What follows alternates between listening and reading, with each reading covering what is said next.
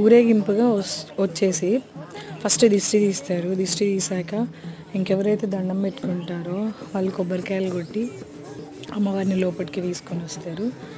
మా మమ్మీ కొట్టారు.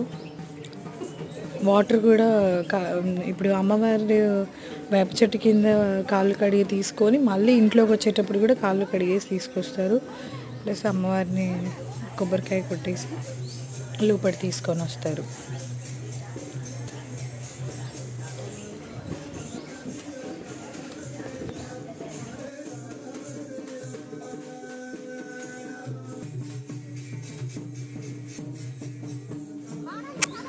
మెయిన్ ఇక్కడ ఇంపార్టెంట్ ఏంటంటే అందరు రుమాలు కట్టాలి.